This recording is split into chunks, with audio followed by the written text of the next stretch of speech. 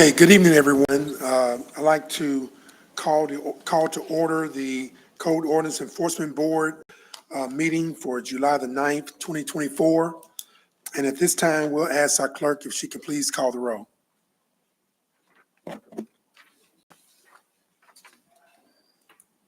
Rodney Davis, Here. James Bruce, Here. David Howe, Calvin Brooks, Here.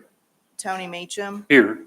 Connie McGahee, Bertha Wimberly, Here. Tyler Young. Okay, we have a quorum. So at this time, I'd like to ask everyone to please stand with me as we say the Pledge of Allegiance. Pledge allegiance To the flag of the United States of America and to the republic for which it stands, one nation, under God, indivisible, with liberty and justice for all.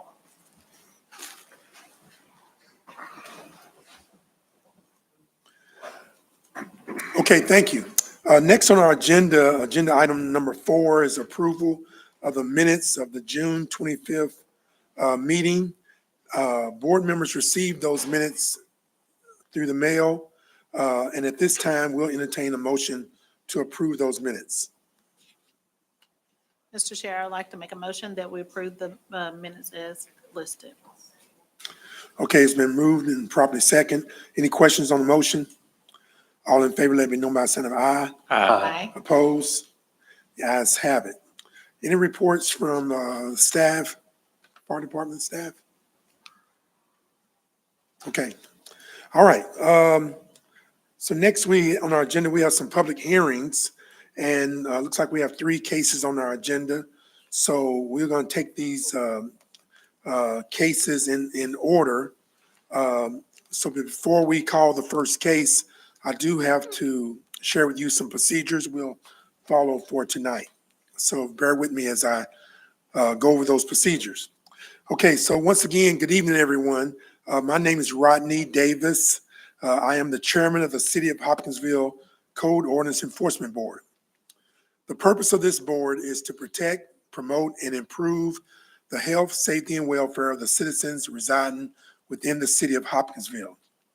If a board member perceives a potential conflict with hearing a case, he or she shall recuse themselves from the case and will not discuss their disposition. When your name is called, please come forward. Speak loudly and clearly because we are required to record all proceedings from these hearings. You are here tonight because you received the citation and chose to appear before the board instead of paying the fine imposed on the citation. You have the right to confront and cross-examine any witnesses that might appear here against you. You have the right to call your own witnesses to testify on your behalf and to introduce any physical evidence you feel pertinent to this case. You have the right to have an attorney. If you wish to hire one to represent you, let me know and I will request the board postpone your case and enable you to do so. I have the right as chairman of the board to limit the amount of testimony which is presented. That shall be done when I determine that certain testimony is irrelevant or repetitive. This is not the same as a court of law, and legal rules of evidence do not have to be followed. This is similar to an administrative hearing, and the requirements for the introduction of evidence are not as stringent as in a court of law, but they are nonetheless just as important to ensure a just decision. You shall be afforded all rights which are of a fundamental importance to comply with due process standards of fairness and justice. The burden of establishing a violation occurred rests with the city.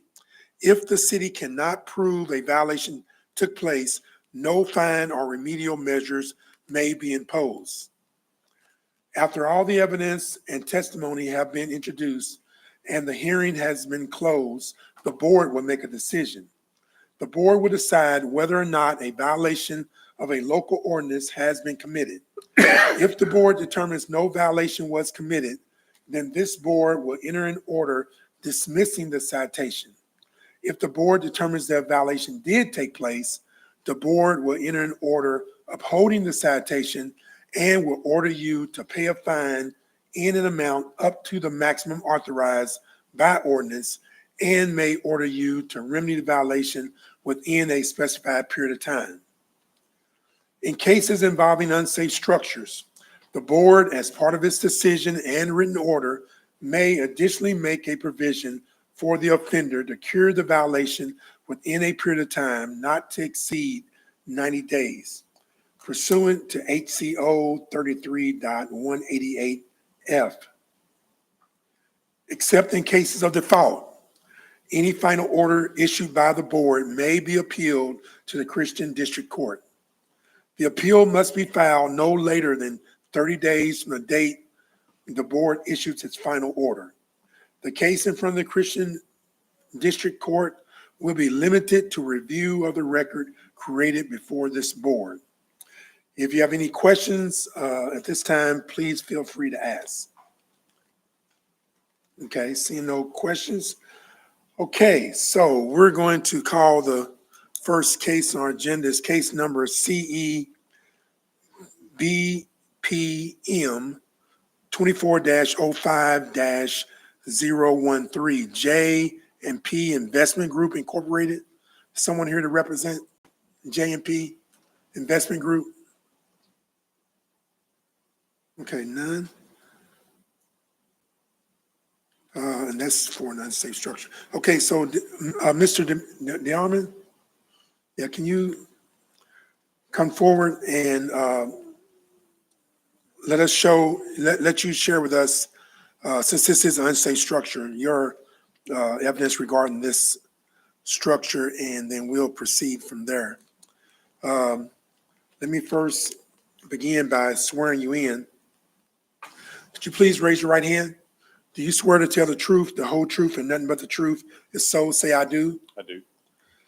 Okay, can you please state your full name, employer, and position for the record?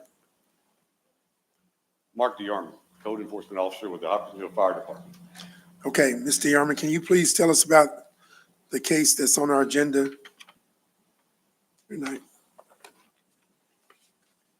The complaint came in, actually handed to Darnell West regarding 1960 Grimes Road, regarding the condition of the structure in the house. Grimes Road, for you may not be aware of it, it's off of Greenville Road to the west side of Greenville Road, one running parallel with just a short street. Google Street Map, not dated, shows the structure in question, sitting in amongst a bunch of trees. Again, as you mentioned, the owner, J&P Investments, 1960 Grimes Road. The owner's mailing address is 5315 Butler Road here in Hopkinsville. The initial investigation started on May 30th, and a walk around the home found multiple windows broken, front door and the left side door open, and inside found literally the inside gutted. The wall material, ceiling material, electrical wiring, all gutted. The back of the home and to the most of each side, the right side had more visible than the left side, was covered up in overgrowth. So on June the 5th, a notice of violation was sent to the owner and posted on the house, stating the conditions and that it's an unsafe structure and to contact us with their plan. June the 20th, a citation was posted and sent. And the notice was sent to the paper on July the 4th, giving the address, the date of the meeting, and the purpose for this hearing. Recap the timeline: was inspected on May the 30th. Notice of violation issued and posted on June the 5th. Citation issued and posted on June the 20th. And as of today and tonight, there's been no contact from the owner. The utilities, the water company, says they cannot find the records, and their records go back some 15 years. AGS found their service was cut off on February the 10th, 2009, also some 15 years ago. and the gas company does not show any records at all in their history or the current record system or the historical systems. I guess we could say utilities have been off for a good while all the way across. On any unsafe structure, we followed chapter 163.03 and the appendix 1 for the unsafe structure criteria. These are grouped because of the way they fit with the photographs. The windows were broken, several of them. Doors and windows were not secure. That was the front and the left side. Allowing item number 11, access to the interior structure was simple. There are 2 separate buildings or accessory structures on this site. This was the contents of one of them. Again, the interiors fully stripped, ceiling, walls, and holes and separations in the floor.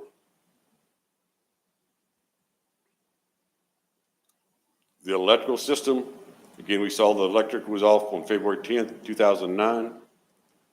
There were some, and I say some, probably 3 or 4 electrical boxes, switch boxes or outlets. All the wire has been cut and stripped.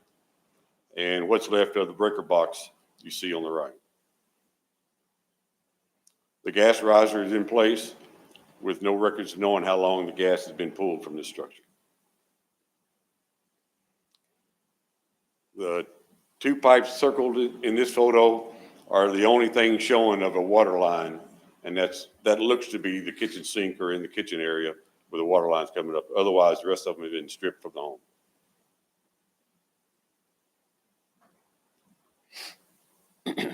So not let the numbers confuse you. Initially, the building exterior was 3 out of 8, or 38%. Item number 1 and 5, if we included those, it'd be 63%. And here's why the question.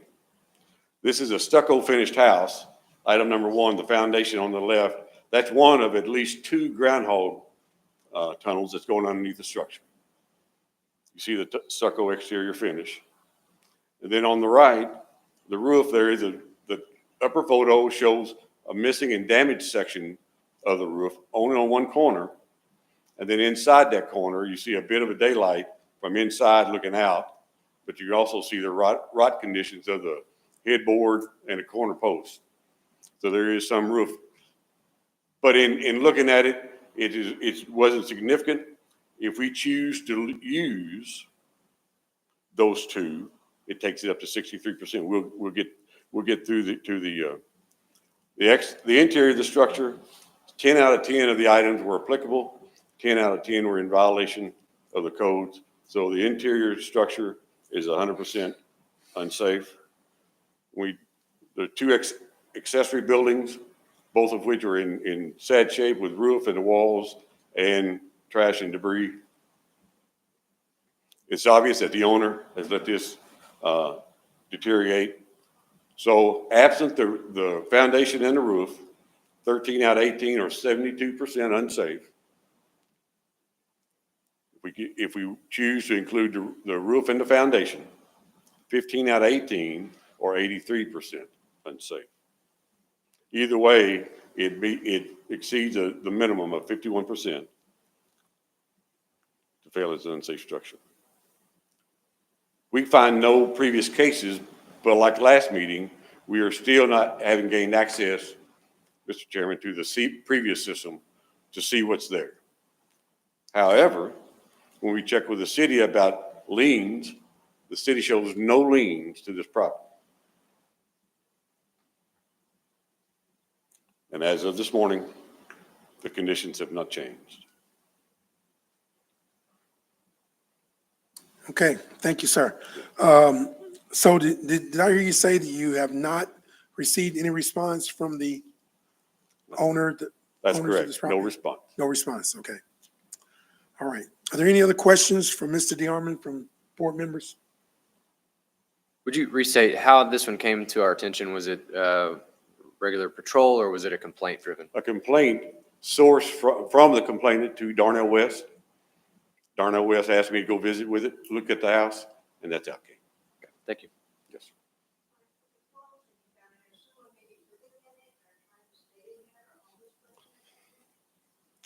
I won't say I doubt it, and here's the reason why.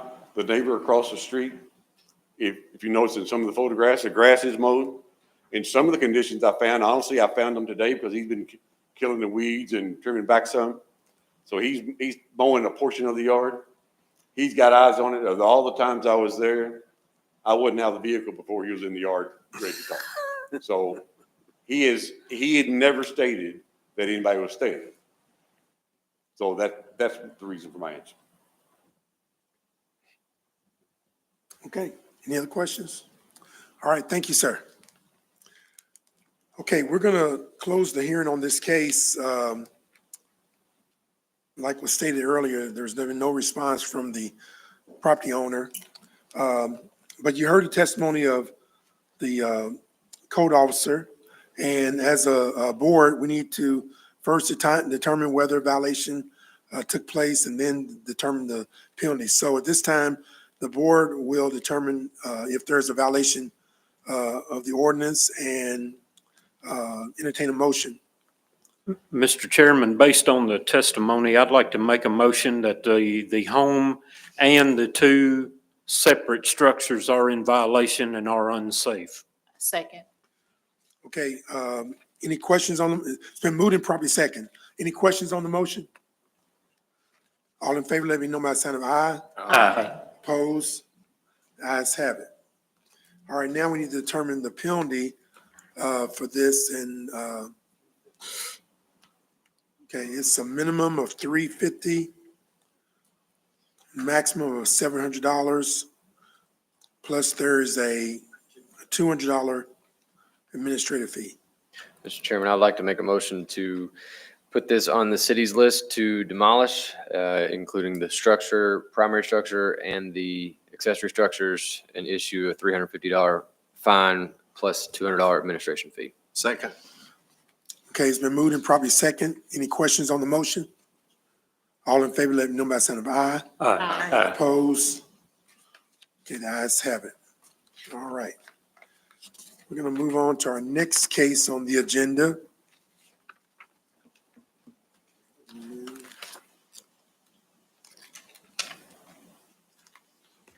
Find my agenda.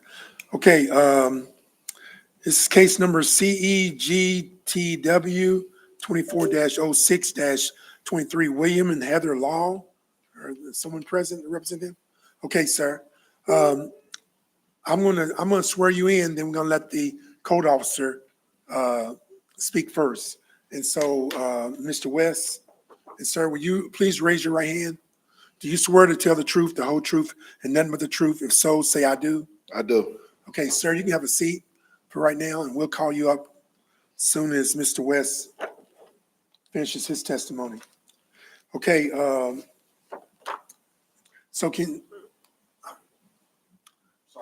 it's okay. Sorry, we'll wait on you.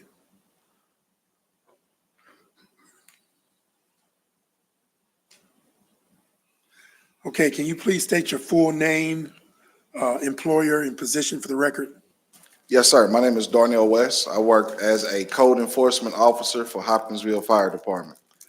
Okay, Mr. West, can you please tell us about this case before us on the agenda?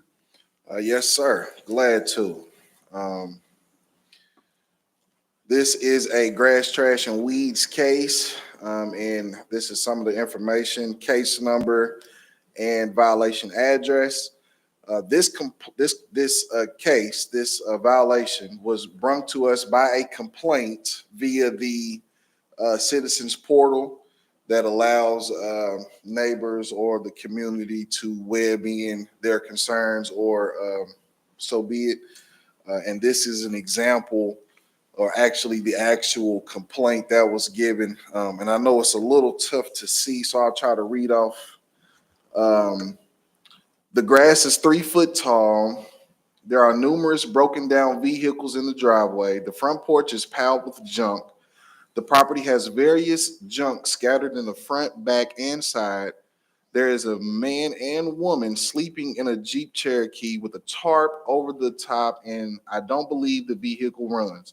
The entire house is a major eyesore. So this was the complaint that we received prior to us going out and doing an inspection on the property. As for the property, this is where it sits on East 7th Street, the purple highlighted parcel. And to the right is the the PVA information as well. This is where we sent our notice and our citations to in California to the property owner, Mrs. Law. So first inspection, this is all from the street. And I know it's a little hard to tell, but there's tall grass, one, and in the middle of the picture, right in between the street sign and the mailbox, down about halfway to the through the front yard, looks like a recliner that's just sitting in the middle of the yard. There's also, at this point, and I know it's kind of hard to tell, but there's also large, I don't know if it's branches or an actual tree that's been cut up, but there's branches or logs that's also sitting in the middle of the yard as well. This is the driveway. The driveway had on the side of the house, you had mattress, piles of stuff in the driveway, along with, as you can see, the two vehicles that the person was complaining about. Also, on the front of the house, you can see a washer and dryer, which would be considered appliances, and some other items on the front porch. I didn't do a really great job of getting solid pictures on that first inspection, but we got better pictures coming soon, I promise.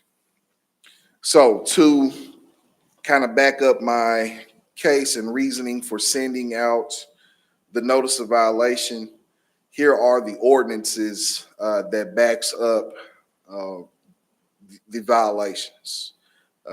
As we all know, grass is not to be no taller than 8 inches. There's to be no storage of junk on any property that is not within a secured building or a high solid fence. And here's some of the definitions. So if you don't know what junk would be considered in city ordinance: deteriorated furniture, appliances, machinery, building material, litter, nuisance, trash would cover the down trees and branches. This was a first offense. They did get a notice of violation that was sent out on June the 6th. The notice of violation allows a property owner 10 days to respond or abate the violation. 10 days gave them until June the 16th. And we all know by now that warnings or NOVs are not mandatory. They are just a courtesy. On the second inspection, on June the 17th, and as we can tell, there did appear to be some work that was done. The yard was mown at, but not mown in its entirety. The first picture on your left, you can see where there are 2 mattresses alongside of the driveway. Along with, on the picture on your right, you can still see where that recliner is sitting in the middle of the yard with some of the, like I said, that large branch that's down in the yard as well. Here is a front picture of the house. That washer and dryer is still sitting there, along with other items on that front porch. And the Jeep and all of the items and stuff around it still remains as well. So on the 20th, we went back out to issue the citation. And as you can tell, the property was still in violation. Some of the more grass still the same. Picture on your right shows you where the recliner is still there. Mattress is still in the yard on both sides. This is a better picture to show you what the grass looked like over by the down branch. And also over on the right-hand side, you can see it hadn't been mowed over there, with also another recliner that had been flipped over. This is a better picture showing you a little bit closer up of what what's on the front porch. And as you can tell, it is just cluttered with stuff, along with the washer and dryer that remains to sit there. The picture on our left is our wonderful code enforcement supermodel, Jeffrey Watkins. Don't mind him. We also have other pictures of stuff with the recliners, everything that would be considered junk in the city ordinance. This looked like maybe vehicle parts, or I can't really tell you. I mean, it's tubs and other items here, along with the back porch was filled with, stuff. Closer up, another close up of the front porch so you can see or get a better idea of what some of the neighbors are seeing. So on the timeline, the complaint came in on May the 20th. We were not able to do a first inspection until June the 3rd. And on June the 6th, we sent out the notice of violation. On June the 17th, a second inspection was made. It did appear that some of the front yard was mowed, but that was all the work that we can tell that had been done at that time. The citation was issued on June the 20th, and on June the 25th was my first time speaking with the property owner, a lady by the name of Heather Law, who explained to me that she was not home during the time of the NOV period. She was out on vacation. However, she would talk to, I believe it was her brother, about getting this place cleaned up. I did also explain to her that once a citation is issued, the only people that could possibly dismiss a citation would be you guys if she went the route of requesting a hearing. So I believe that's why she brought it to you guys today. There was no previous case history on this property and no liens on the property either. As of today, the yard in its entirety had been mowed. However, the recliners still remain, the down branches still remain, and all of the junk on the front porch, back porch, still remained as well. I want you guys to pay attention to the green Jeep in the backyard.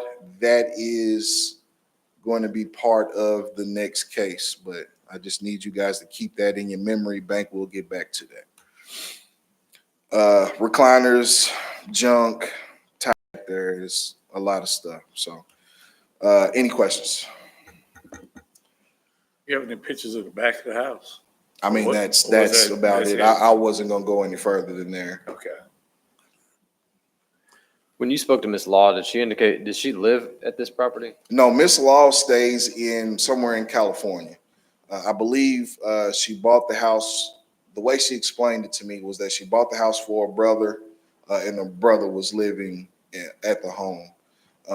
But she does not stay here. She doesn't stay in town. She stays in California. Thank you.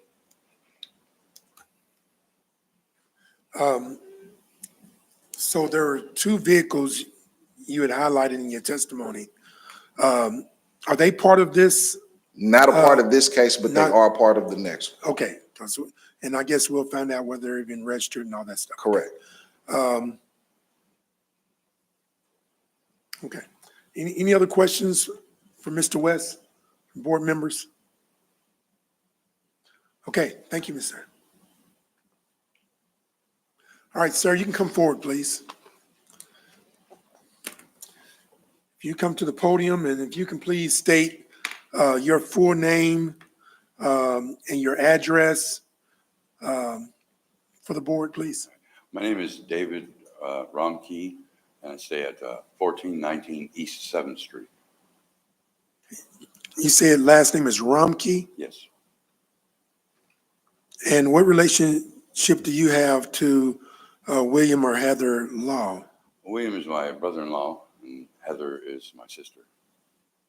Okay.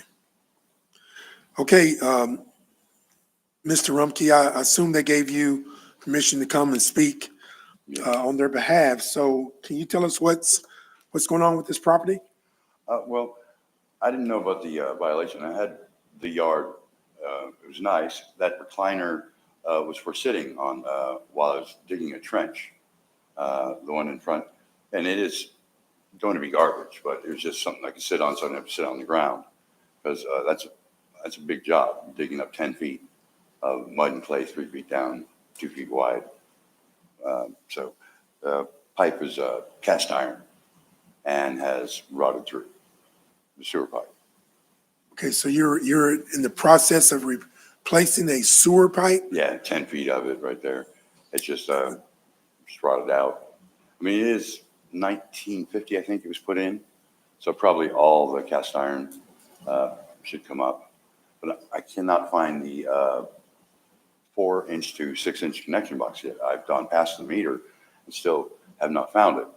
And that's been sidetracked because I had a heart attack and I developed a little bit of a homeless problem. We just called them the kids. It was a man and a woman that were staying in the Jeep and told me they couldn't. And that came to a head and ended up in an assault where he broke my nose and is currently serving a 4-month sentence. I did some parts for the weed whacker, but the yard, all the lawn is done. That is a tree that was knocked down, but it's still alive and is growing branches out of it. I've cut a bunch of it up, but it is a big job getting that tree out of there. And let's just say it's still alive, so I don't know if it counts as a branch or a log.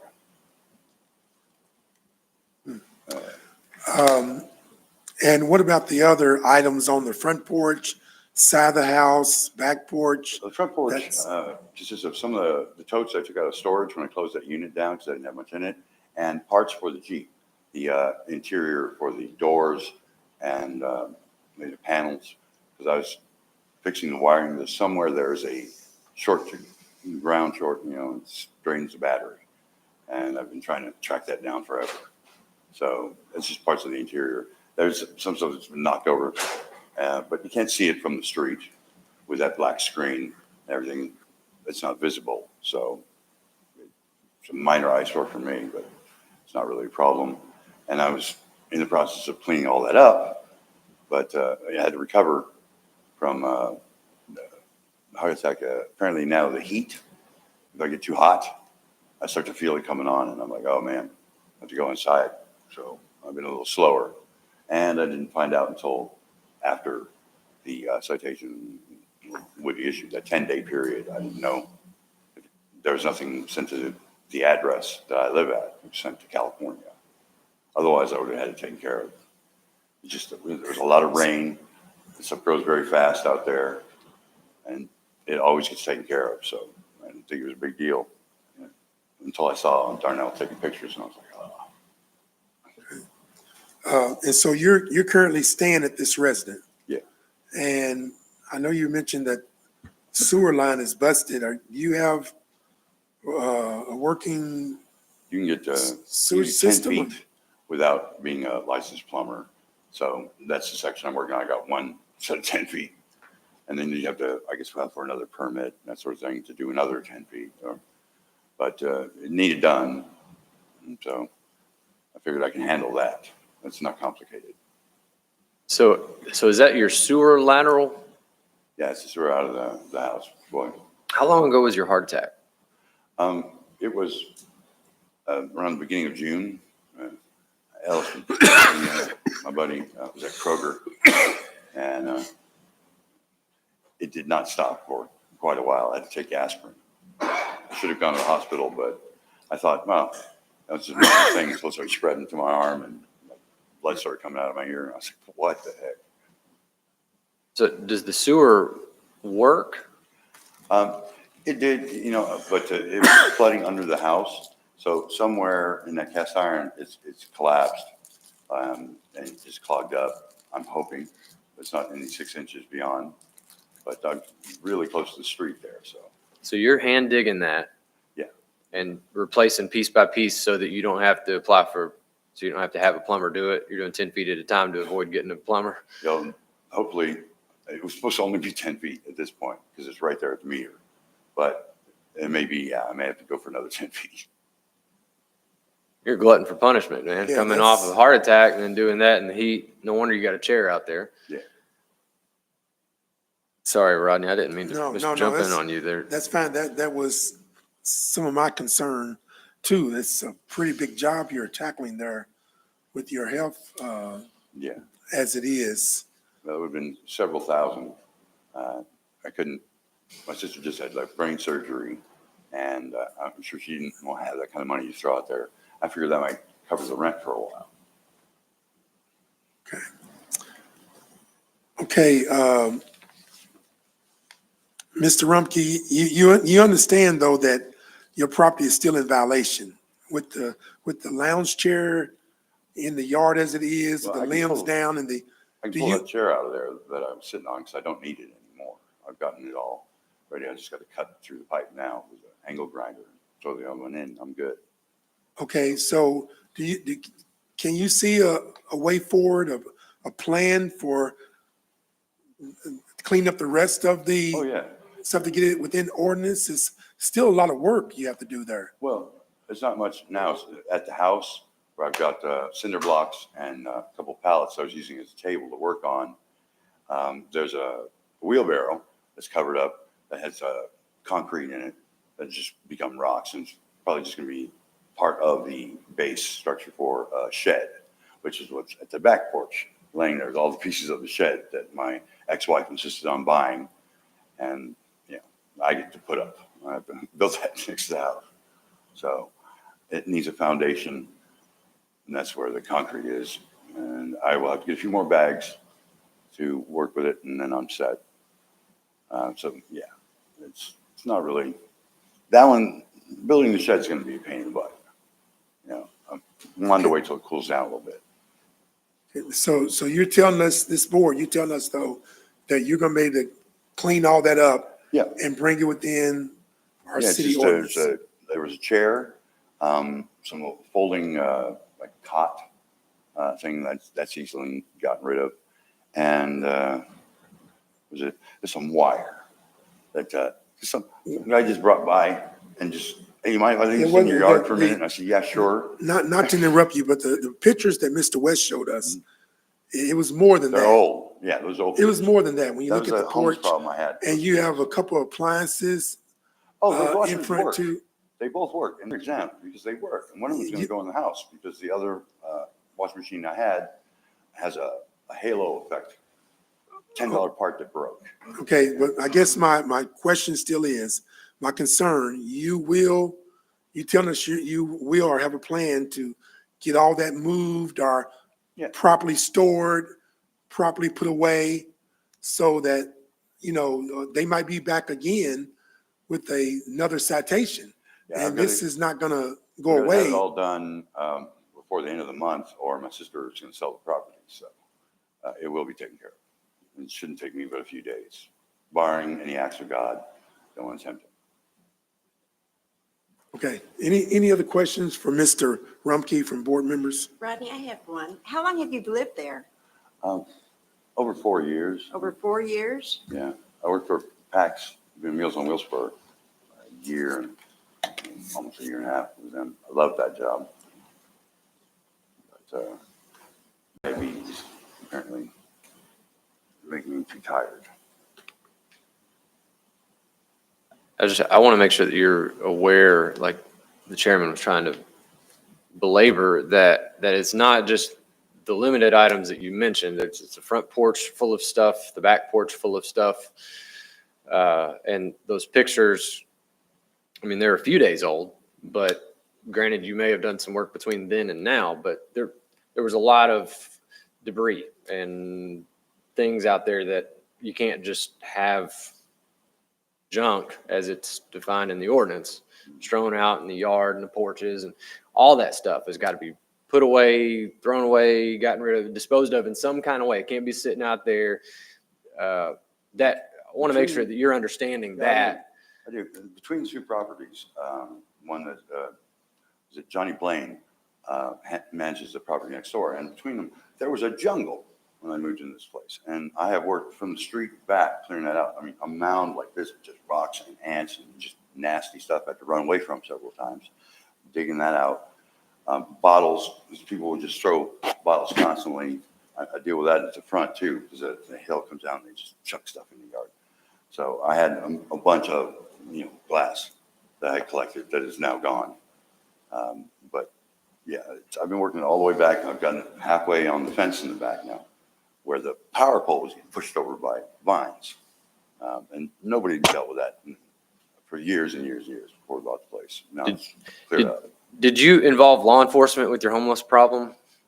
Well, they came out when I got punched, and the guy came over to the property again, wanting his clothes that he left, some junk, which was part of the problem, and threw a 2-liter at me on that tank. So, which, yeah, those will knock you down. I don't have any more questions. Okay, any other questions from board members? Okay, all right, thank you, sir. Okay, we're going to close the hearing on this case so the board can deliberate in open session.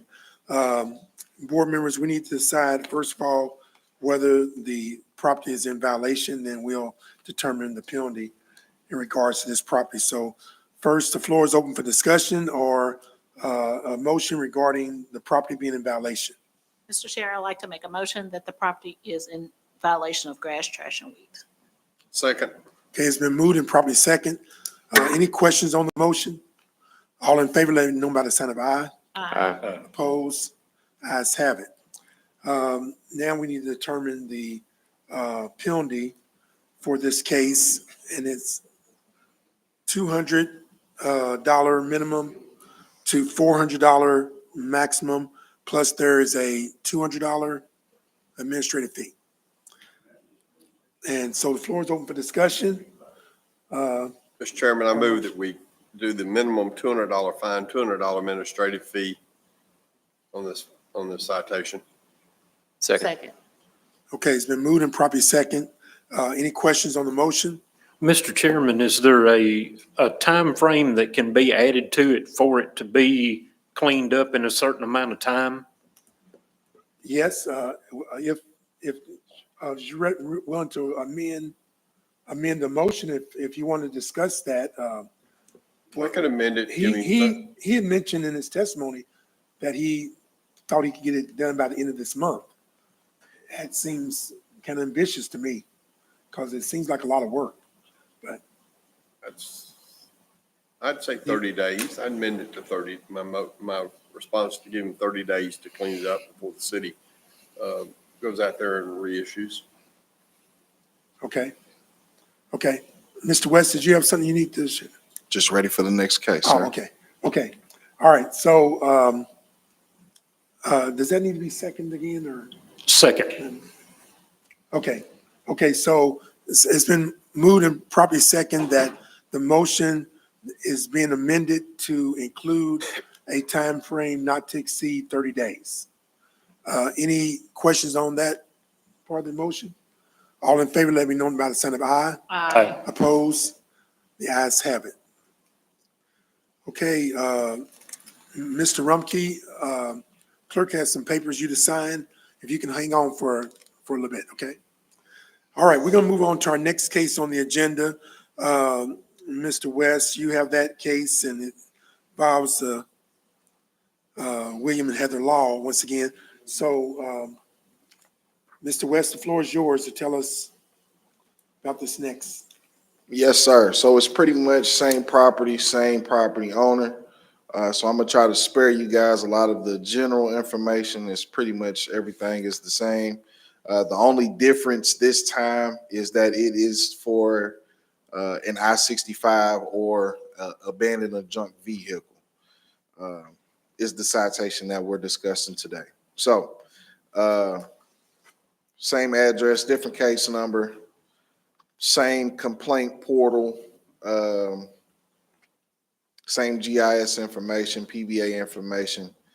So the vehicle in question is the green Jeep. Now, let me preface this by saying the complaint stated that there were several abandoned or junk vehicles on the property. When we got there, we only seen these two.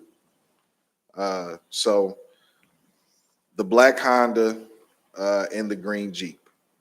Okay.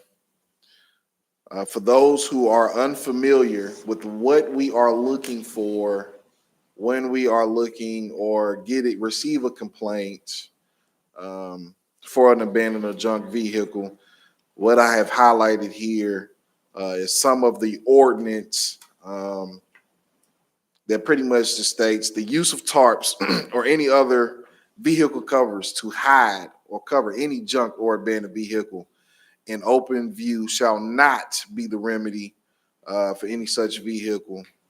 And also the abatement nuisance is prompt removal of the offending object into an completely enclosed building within the city limits, or to move the vehicle outside the city limits altogether. So these two things right here would be how you cannot abate or how you can abate an abandoned or junk vehicle. This right here is the definitions of what an abandoned vehicle or junk vehicle would be considered. Left unclaimed on any street, lot, or parcel of ground, public or private, within the city limits for a period in excess of 10 consecutive days.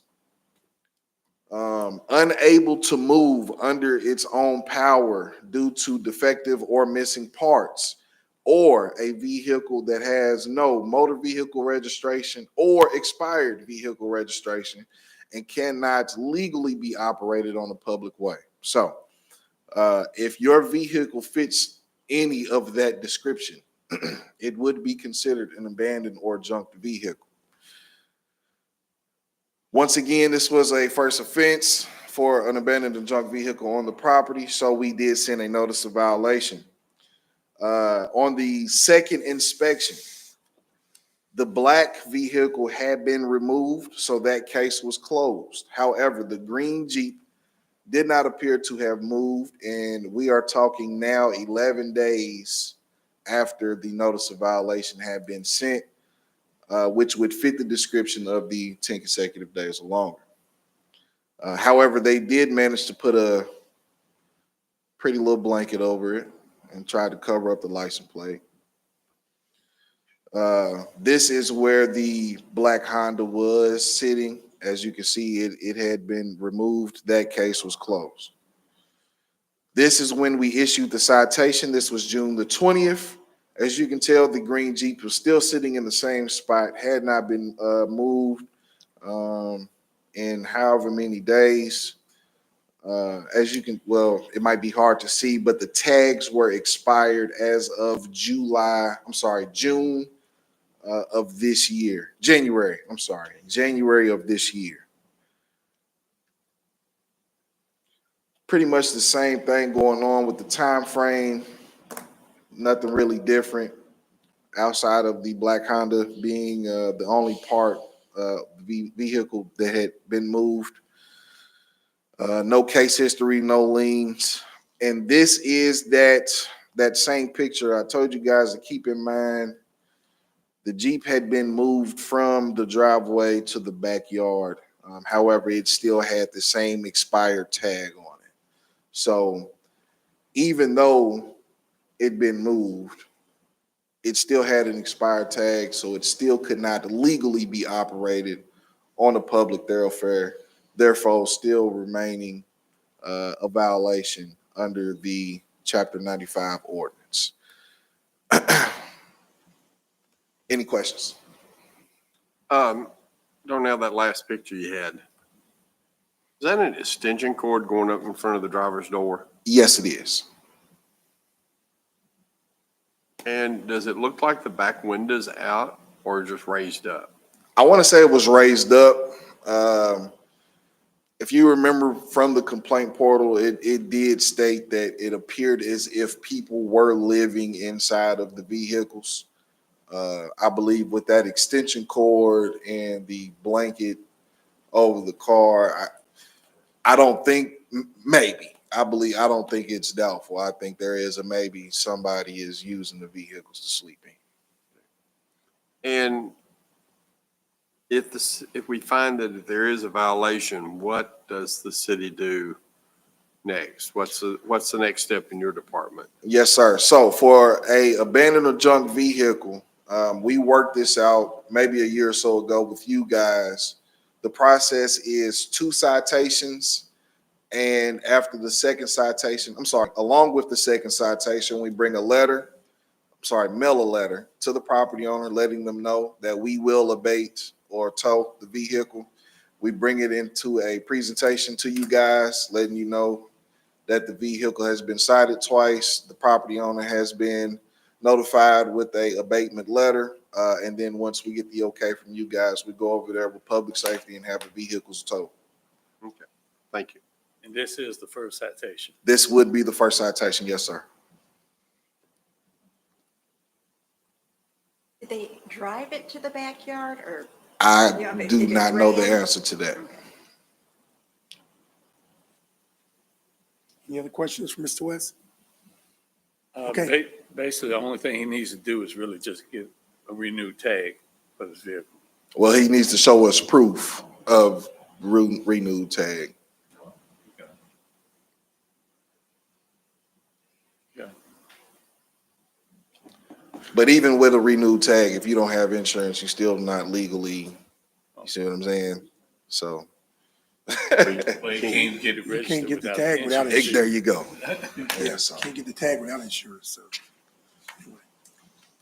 Okay, all right, thank you, Mr. West. No problem. All right, Mr. Rumpke, if you can step forward again.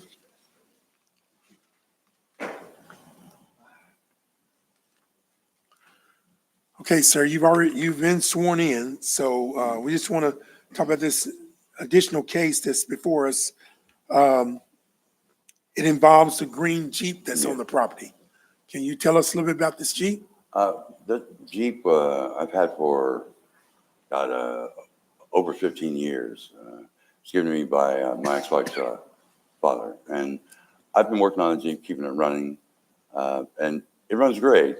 I just have not wanted to do anything with it lately because I need to put a timing chain in it, which I've got all that, but I don't have the harmonic balancer puller or the time to really be messing with it. It runs, but it could run a lot better without the slack. So I drove it to the AutoZone and was told not to because I was getting transmission fluid for it. And I parked it because the tag was expired. My understanding on that was I can't drive it on the street, but if I pay the tax, the property tax for it, which is about like $3 or something, I'm okay. As long as I'm not driving it around, I can own the car. And it does run. Is there someone living in that car? No. Although I do have a little mini fridge in it, which is convenient for out there in the yard. And I don't know what I'm going to do with the damn thing. So I just put it in the vehicle. And I've got to clean it out still because stuff that was spilled in there, just a nasty mess that those two made in it. Okay, so there was someone living in there at one time? Yeah, not by, I Okay, didn't give and them so permission to do so. And you currently have a mini fridge in there? Yeah, You said, is that what the electrical cord yeah. Goes right into the kitchen. is to operate the mini fridge? That's the thing, just running up in there and out. I've got little dogs and they're kind of a pain in the ass. Okay, so is the Jeep insured? No, not currently. I've been driving my ex-girlfriend's car, the black Honda. I drove it out here from California. So I just haven't used the Jeep. It's got air conditioning. The Jeep does not. So you say the Jeep does run, Oh, yeah, it runs great. it's just not registered, and you're working on repairing it? Yeah. Any questions, from board members, Mr. Rumpke? Okay, sir. Oh, the sleeping bag was over the back. That had gotten wet. And again, like I said, the two kids messed with it. It was a new one. And we just threw it up over the back. It was an attempt to hide anything. But I did used to keep that Jeep covered because that tree dropped stuff on it. And nasty, sticky stuff that destroys paint. So, it's. So you said the seat in the back got, say it again? Well, there was a sleeping bag that was thrown up over the back. It's a, Oh, it's a sleeping bag that was draped over the back. yeah, I just threw it because it was wet. So it's like using it as a clothesline.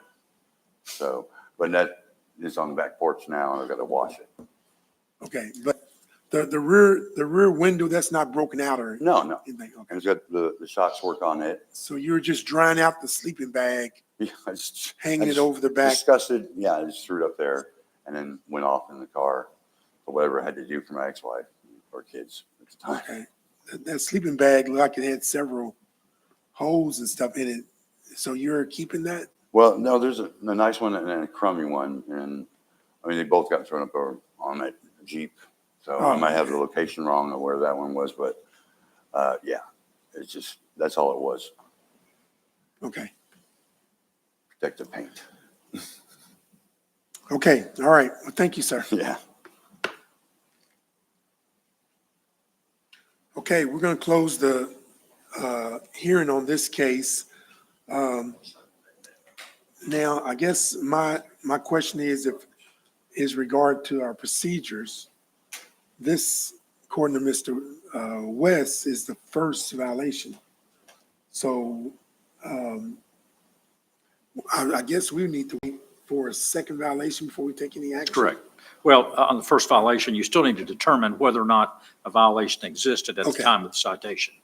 Okay, But as far as abatement, that's not an issue at this as far as point. the abatement, okay, but Correct. as far as the violation. That needs to be and the- determined. And the penalty. Correct. Okay, okay, I'm straight. Okay, all right, so we're closing the hearing on this case, and so the board can deliberate in open session. We first need to determine whether or not a violation has taken place, and so we'll entertain a motion regarding that, or the floor is open for discussion. I've got a question. Mr. Whelan, looks like you're doing a little reading over there. I think if you're looking at that, the question I have is with regard to the difference between paying the registration tags for the vehicle versus the property tax, which Mr. Rumpke alluded to. My understanding is that the ordinance states that it's got to be the motor vehicle registration has to be in force, correct? It's either or. There are two, the ordinance that he had pulled up defines junk vehicle, any style of vehicle used or useful for the conveyance of persons or property that is unable to move under its own power due to defective or missing parts, or a vehicle that has no motor vehicle registration or an expired motor vehicle registration and therefore cannot legally be operated on the public way. Thank you. Mr. Chairman, I move that based on the evidence presented that the registration had expired, that this, that this vehicle is in violation of the ordinance. Second. Okay, it's been moved and properly second. Any questions on the motion? All in favor, let me know by the sign of aye. Aye. Opposed? Ayes have it. $200 to $400 Okay, administrative fee. and the, next we need to determine the penalty in regards to this violation. And we'll entertain a motion, or floor open for discussion, but the, minimum is $200, maximum $400, and there's a $200 administrative fee. Mr. Chairman, I'd like to make a motion and impose a fine of $200 and a $200 administration fee. I second. Okay, it's been moved and properly second. Any questions on the motion? All in favor, let me know by the sign of aye. Aye. Opposed? The ayes have it.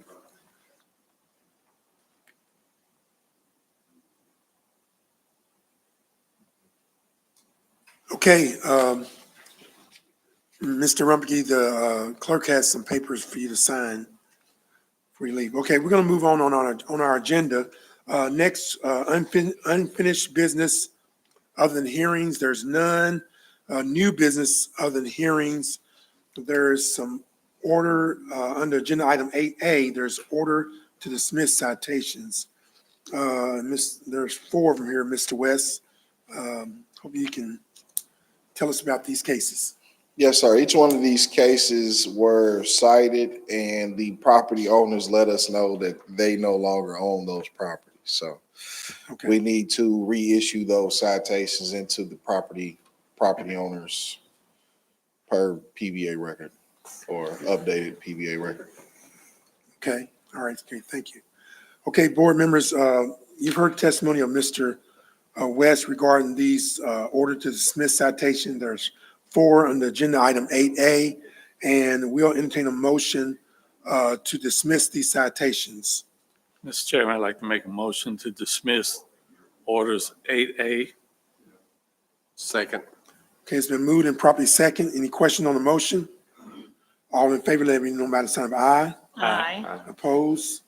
Ayes have it.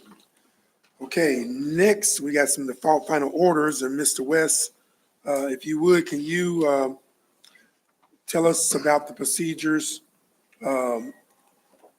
followed for the citations under the default final order? Yes, sir.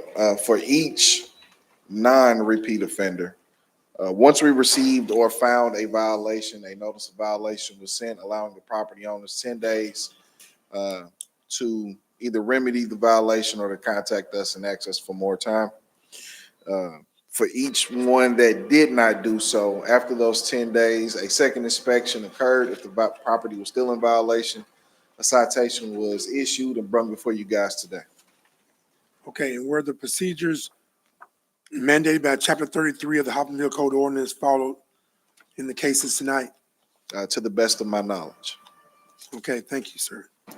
Okay, so the default final order cases are listed on the agenda under agenda items 8B through 8F. The fines are listed, plus there is a $100 administrative fee. And at this time, we will entertain a motion. Mr. Chair, I would like to make a motion for items 8B through 8F, that the default fine orders have the fines listed on those with an administrative fee of $100. A second. Okay, it's been moved and properly second. Any questions on the motion? All in favor, let me know by the sign of aye. Aye. Opposed? Ayes have it.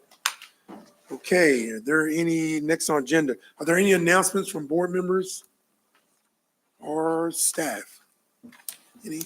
I would like to say I appreciate the board continuing in my absence. I was out for a couple of months dealing with some issues relating my parents, both my mother and my wife's mother in their 90s, and so they have a few health issues we were attending to. I wasn't able to make it, but hopefully things calm down a little bit and I'll be able to make more meetings, okay? So if there's nothing further, we will stand adjourned. Thank you.